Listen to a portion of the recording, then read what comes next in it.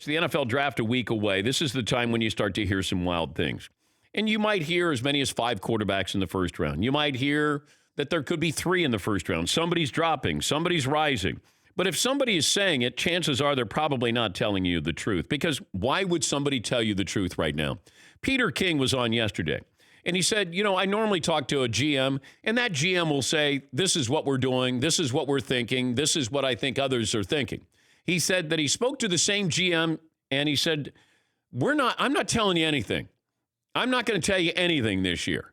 He said the draft has changed with people kind of leaking things out, telling you some things, what they're hearing. It's a little bit different, according to Peter King.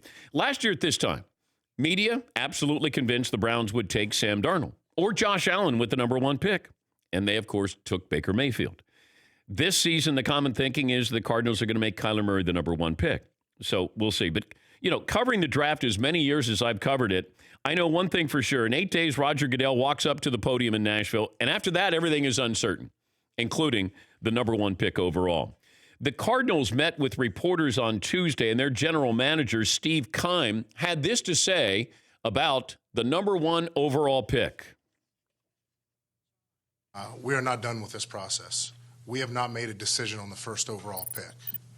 If you trade back what do you get for it, number one, and who are the players that are going to be in contention if you trade back that far versus taking the pick and the type of impact that player has on your organization.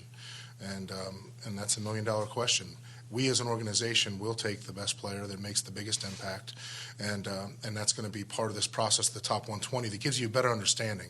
When you start to rank the players vertical, you start to give you a better visual of how far you can drop back or whether you stay in place, and it makes it much easier on draft day. All right, so that's the Cardinals GM, Steve Keim. He said that there are a number of players, in his opinion, and our scouts' opinion, and our coaching staff's opinion, that warrant being the number 1 pick overall. I don't believe that for a second. I believe you might have 2 or 3 players that warrant being the number 1 overall pick. Also, Josh Rosen, according to the Cardinals, is handling this like a pro. That they've had dialogue with him. I told you yesterday, a source of mine told me that Josh confided in somebody at UCLA to say, I have no idea what my future is. I don't know where I'm playing.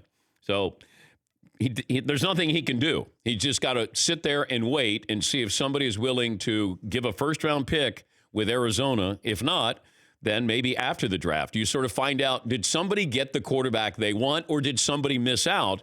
And then you might have a little leverage there as well. But it feels like they're waiting to get a first-round pick for Josh Rosen, or maybe they keep Josh Rosen and they're just waiting for somebody to overpay for the number 1 overall pick. Yeah, Paulie. I was watching on NFL Network. They had the entire press conference with Steve Keim, the GM of the Cardinals, and he shook off questions like, are you committed to taking a quarterback with the first pick? He goes, I didn't say that. I said we're considering. But he was jabbing back at the media. I really think that this is the greatest week of his life, the greatest month of his life, because when you have the number 1 pick, you're the focal point in the draft, and nobody talks about GMs or interviews GMs unless you have the number 1 pick. So if you're like Steve Keim, this is his month. He gets the press all to himself. As long as he doesn't screw it up. Right. I mean, that's the key. He seems pretty good at it. Yes, McLevin. But how ridiculous is it? It's April 17th, and the Cardinals haven't decided who they're taking number 1 overall. That's unthinkable. They've had months and months. They're sitting there looking at Bosa tape? Can they tell you that they have absolutely locked in on the number 1 pick? No, but why can't they tell you? They have the number 1 pick. They're not going to. No, but they're seeing if Oakland's going to overpay. You still want to. You could be blown away because somebody may go, all right, what do we have to give you? 2 1s this year and a number 1 next year. All right, you throw in something else, and then we can make this deal happen. So this is a game of chess right now, and I would never come out and say we've locked in on our guy because that takes away the bargaining power here. But what if they want Kyler Murray? What if he is their guy? Then they probably wouldn't trade down, or maybe. I think that they could be blown away by a deal. Daniel Jeremiah, who I have great respect for, works for the NFL Network, former NFL scout, said, I'm starting to hear a lot more doubt with the Cardinals with Kyler Murray. I don't know if they're sending that out. And once again, anybody who gets in front of a microphone, especially, one of these teams, I don't believe whatever they're going to say now because there's no reason to believe them. There's no reason for them to go, you know what? Complete transparency here. Let me tell you what we're thinking. Yeah, McLovin. Possible the NFL gave a call to the Cardinals and said, hey, don't let this out. We got a show in a couple weeks. I would do it that way because you want to have a little bit of drama. And who is, the carrot here? Who is the gem? It's Kyler Murray. People want to tune in. And if there is a little bit of a doubt there, then, okay, you've added a little bit to this draft because I think it gets a little dry after that. Where does Dwayne Haskins go or Drew Lock? All right, not that exciting, but Kyler Murray, if only Kyler Murray could go like 15th, then they could milk this for all it's worth there. Yeah, Seton. Right. I mean, if you're the Cardinals, you have to play the game right up until the very last minute, right? Yeah, I think. Why give the 49ers or Jets or Raiders, any other team, that head start too, that right now only you have? Yeah, because if you're the Niners and you're going, okay, I think we're taking Bosa, I'm not sure. So I would have a little bit more doubt. I'd make somebody nervous. Is somebody going to go? Somebody always inevitably goes up to get somebody. Yeah, McLevin.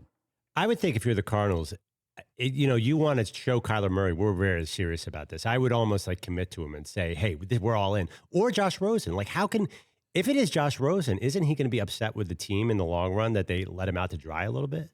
I think you got to know that this is part of the game. Like what leverage does Josh Rosen have? You can't transfer, hey, I'm going to leave the Cardinals. I'm transferring to Washington. Yeah, Paulie. If I'm Steve Keim, I just say, hey, you know what? Kyler Murray made us all wait to decide what he was going to do. I'm going to make you wait to decide what we're going to do. Playing that game. Yeah, McLevin. You should have Steve Keim on and say, hey, are you drafting Kyler Murray? And what would he, to be consistent with Kyler, just go silent. Yeah, they wouldn't say anything. Hey, I'm just here to talk about Gatorade. Yeah, Steve. He'd oddly bring his dad, too, and he could just stare off. Yeah. Yeah, Mr. Keim, what do you think the Cardinals are going to do at number one? He's like a 75-year-old guy fresh off the golf course. I just was playing golf. I want him in the studio. I just want to play football. For more Dan Patrick Show, tune into Audience Channel 239 on DirecTV. Stream for free on BR Live or download the Dan Patrick Show app.